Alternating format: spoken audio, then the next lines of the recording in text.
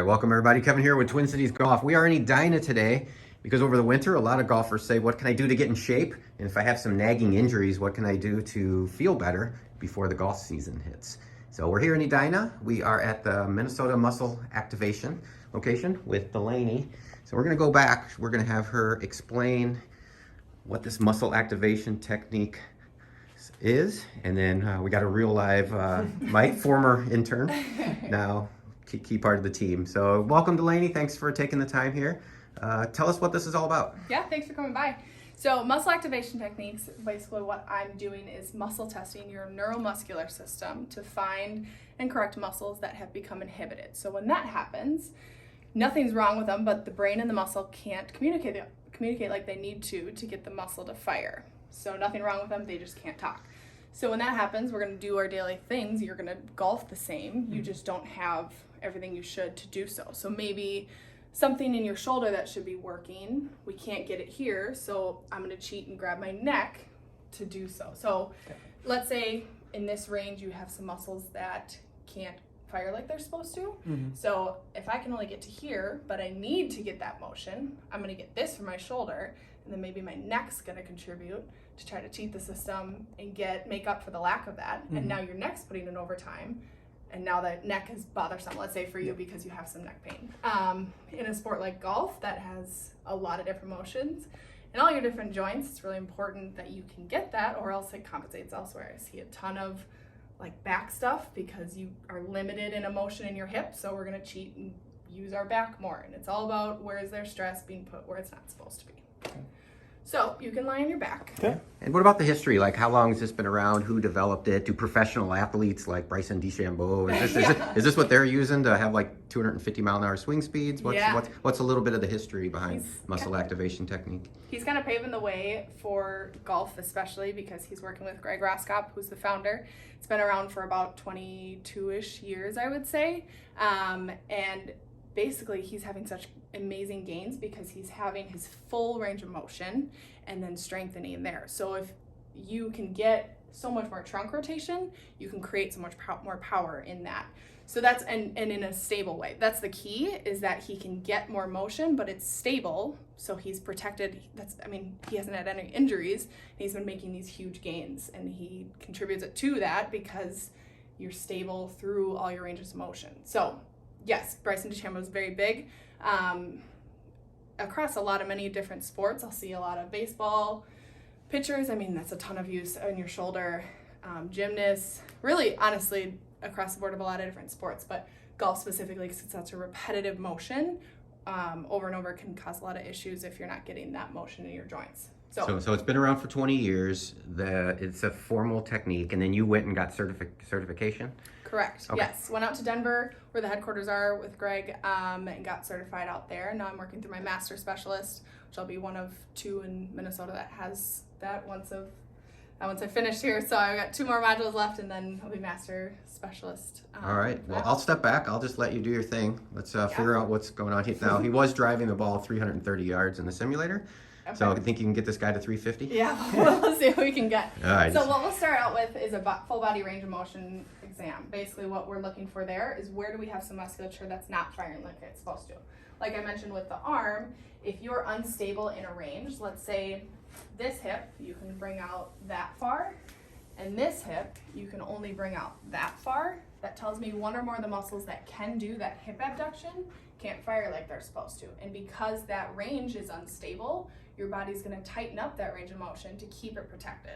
So that's how your body kind of shows me, where do we need to look? Where is there some stuff that's not firing like it's supposed to, and therefore you're protecting. So going through your bodies, you mentioned some upper back, so we'll kind of go across everything. But in your shoulders, we'll look at your shoulder blade motion first.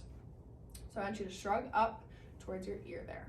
Perfect. And relax, and then we'll just compare side to side. And then once we find those ranges that are limited, that's when we go in and muscle test every single muscle that can do that motion. Okay. And then shrug up to your ear there. So already right there, you can tell too, a lot of times too, because they are very isolated movements, the person can feel like, yep, that doesn't move like the other. So right there I'm thinking shoulder elevation, there's something with your shoulder blade elevation. Then we'll go to depression, so shrug down. Really tight there too. Okay, let's see what the other. So you're telling me a young fine specimen like this who eats right, Shrug down. Has very low sugar. Works Even the out young several aren't times a safe. week. No. Foam rolls. No. Stretches. Go and put your Has a arms. positive mental attitude. He still needs a little extra help. Arms at your sides. Shoulder blade up to the ceiling. Yeah, relax. Why don't you do that one more time? Relax that arm for me, just that shoulder blade. Perfect, relax. And then go ahead and go here. Ooh, tight on both, yeah. Go and shrug up one more time here. Which one? This one. There you go. There you get the motion. And then here. Shoulder a little bit tighter on that one side. Okay. Go ahead and lie on your stomach. Okay. Go arms at your sides. So go ahead and bring this shoulder blade straight up to the ceiling. Perfect. And relax. Shoulder blade straight up to the ceiling. Okay, that looks good there. Keep your elbow straight. Lift your arm straight back now. Relax. Go and go back down. Do just this one for me. Perfect. Back down. And this one. Okay, back down. A little bit tighter there. Nothing big.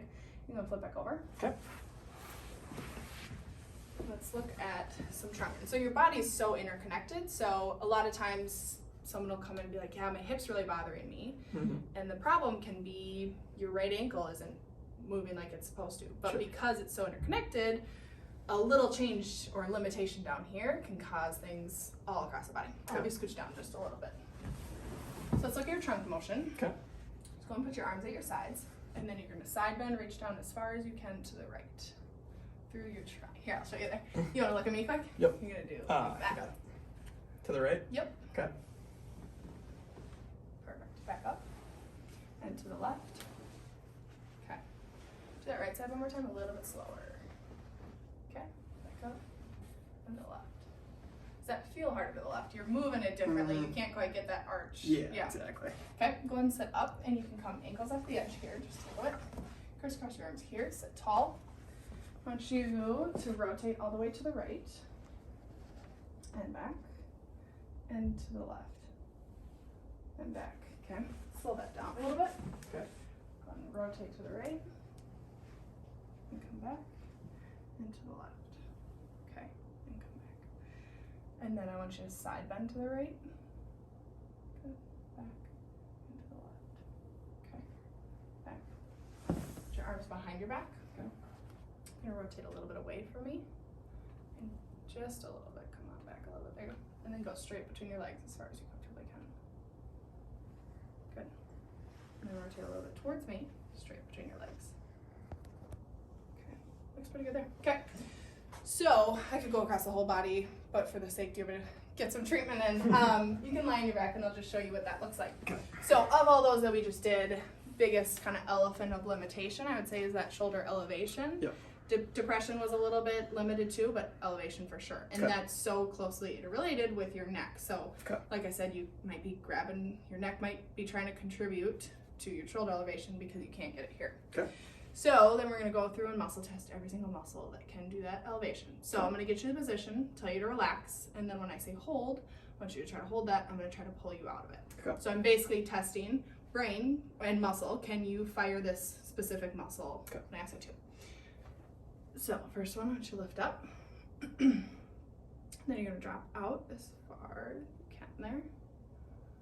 I'm going to stop you right there. Okay, so keeping your elbow straight. Okay.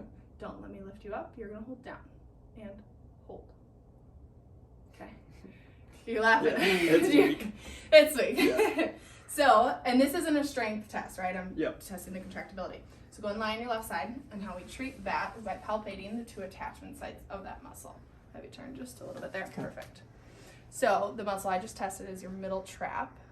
So we're going through palpating the two attachment sites of that middle trap, and then we're going to redo that same muscle test, see if we gain any contractibility. So that's the other cool part. As someone on the table, you can feel I had nothing to give there. Mhm. We treat it. As long as I do my job right, you should be able to hold it no problem. Everybody wants to know, does that hurt? Not at all. All right. There can be some sensitive spots if there's some inflammation in there. But it's not like you're beating it up. It's not No. not like Rolfing No, where people no, are no, crying no. and bruising and No, this should Okay. not be a torture chamber by any Okay. means. Back on your back. No, it's very specific. Okay. Just trying to stimulate that. Come on back down again. Keep going, keep going. Right. There, good. Got a little bit farther. So Okay. keep your elbow locked. I'm gonna try to lift you up. You hold to the ground and hold. I can feel really, really solid. Yeah. Good. Relax. Way better. That Yeah. feel better? Yeah. Oh yeah.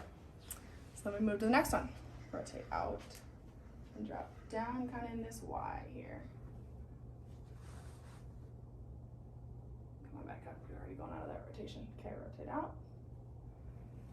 And then drop down. Good, right about there. Keep your elbow locked. Don't let me lift you up. Okay. And hold.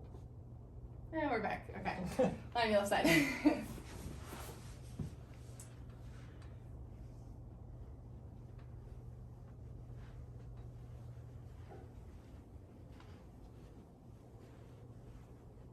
Do you have a history of any injuries in your No, shoulder? not at all. Did you play any sports other than golf growing up? Hockey goalie and lacrosse goalie. Okay. Do you still have the same hip mobility as Not you did even when you were a close. hockey goalie? Not even close. What about your history of being physically small in stature until you started working out? Workout Okay, started in college. Yeah, let's just leave it at that. All right, lift up here. Rotate out. Drop down. He caddied in high school and he said the bags weighed more than he did probably. Keep your elbow locked. Don't let me lift you up. And hold. Good. Relax. Good.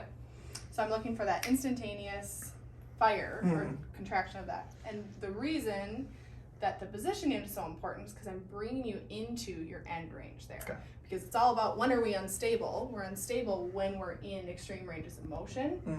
We just lived in this plane all the time, we'd be totally fine. But Sure. when you're golfing, are you in a stable range of motion? No. Okay, come on back down here. Glide all the way up. Good there. Drop this down. Rotate in. Relax that. Gliding on the table, I want you to shrug up just a little bit towards your ear. Relax that. Perfect. Keep your elbow locked. Don't let me pull you down. Okay. But relax first. And hold. Okay. So just a tiny, tiny little give there, not like the other first ones. Okay.